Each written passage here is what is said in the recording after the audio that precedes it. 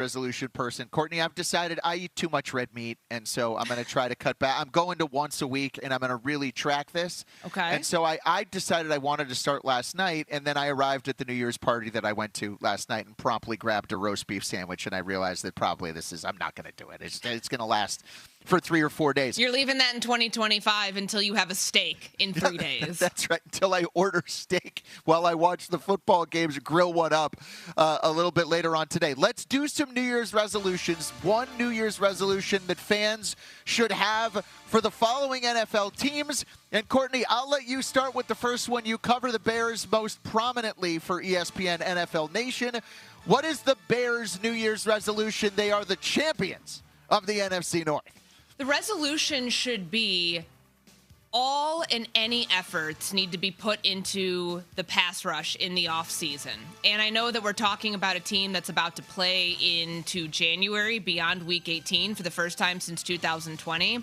How long they're able to stay playing in January, potentially into February, if they go on a miracle run, is going to depend on if their offense can win shootouts, because they came close last week in San Francisco. Why were they in a shootout? Because their defense and their pass rush have a really hard time stopping other teams.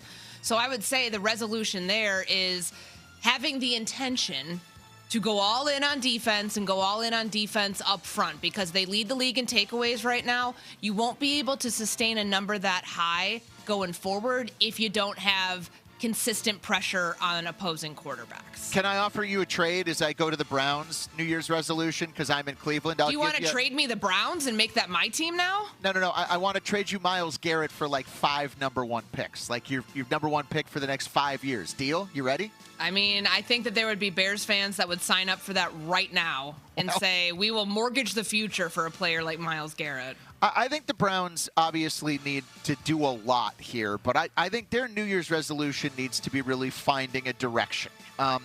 Kevin Stefanski had a nice era here in 6 years. At this point, I do expect the Browns to make a coaching change, not reporting anything, but I think that's where this is headed. And when they hire a new coach, they really need somebody with some accountability, Courtney, because there have just been things that have been allowed to go on around the Browns that winning teams just don't tolerate or put up with. So I think accountability needs to be the New Year's resolution, just in general for the Browns, making sure that people come to work, put in effort and energy properly every day, and are held accountable for the things they do on and off the field. Court, up next, the Dallas Cowboys need some New Year's resolutions, and what should they look like? Their New Year's resolution is to get out of their own way. And one person in particular, Jerry Jones, because you heard what he said last week or 2 weeks ago when they were eliminated from postseason contention, that the disappointment factor, a lot of it was rooted in them stepping in it, them getting in their own way, them not being able to make the right decisions. And that was the first time we had heard Jerry put any of the onus on himself, on ownership, on the front office. And I know this is a really hard resolution. This is like one where you go to the gym and say, I'm going to lose 20 pounds in the first month, and then you give up after a week. Jerry, I would like you to heed this advice and hold on to it for more than a couple of days. I don't know if that is even possible, but they're a team that had a championship caliber offense and a defense that didn't come on until late. And even then, they were still giving up a ton of points. You've got to credit them for the moves that they made at the trade deadline. Those could pay off next season.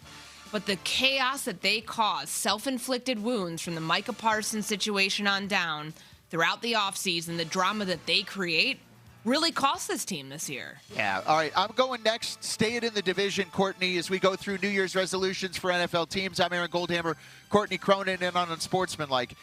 The Giants are next, and I think they have to resolve to get this coaching search right. Since Tom Coughlin, you ready? Their head coaches are Ben McAdoo, Pat Shurmur, 4 games of Steve Spagnuolo, Joe Judge, Brian Daboll, and now the interim run of Mike Kafka. That is no good. The Giants are a team that's used to being coached by, I don't know, Bill Parcells. Like, they've got to get this correct. I don't care if it has to be an offensive guy or a defensive, but somebody that's going to bring some stability and leadership to the organization. Last 7 years, in 3 of those seasons, Courtney, the Giants have had 9 or more game losing streaks in the season. Secretly, nobody talks about it. They've become one of the most incompetent franchises in the NFL, and a new head coach needs to change that whenever they go and hire one. Up next, Courtney, let's go back to your division in the NFC North. Green Bay Packers. New Year's resolution for the Pack. Their New Year's resolution is to finish with the same sort of gusto that you started. Because we remember the first game of the season, they beat the Lions at home. That was a statement win. And where are they now? Currently, they're the 7th seed in the NFC. They're probably not moving out of that spot. They've lost 3 straight games. Yes, injuries have played into account here with Micah Parsons. The 2 quarterbacks are dealing with injuries. Receivers have been injured all year long. That's no excuse, though, for the way in which they played against the Baltimore Ravens, where they couldn't run the ball worth anything. And they're a slumping team at the wrong time. This, to me, feels like a first-round exit. Feels like it to everybody else with a brain who can watch football and see this is not a good football team right now.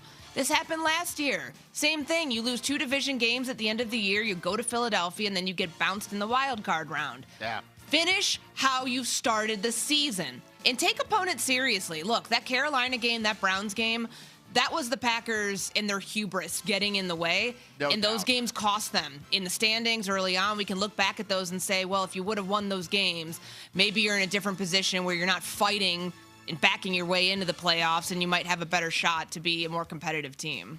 I've got the Raiders next. They're going to have the number 1 pick in the draft, Courtney, in all likelihood, so they're going to get your favorite quarterback after he inevitably wins the Please national don't screw him up. Fernando Mendoza likely is going to be on his way to Vegas, and I'm sure he can't wait to wear the silver and black.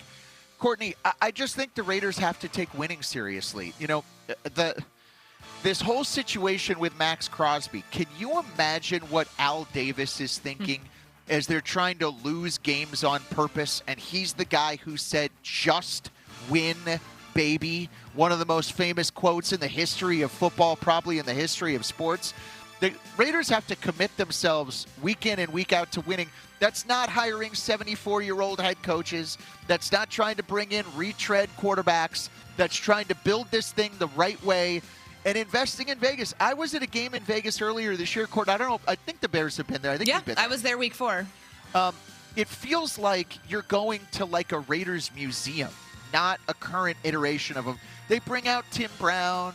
Charles Woodson comes out and waves hi to everybody. They do a nice halftime show, but right now that stadium is for other fans, for the visiting fans to come and visit the Raiders. The Raiders have a proud brand, and they need to honor that brand by focusing on Al Davis and winning and the way that he cared about winning. Appreciate it. That's everybody's New Year's resolutions for some football teams. If you have one for your favorite team that you'd like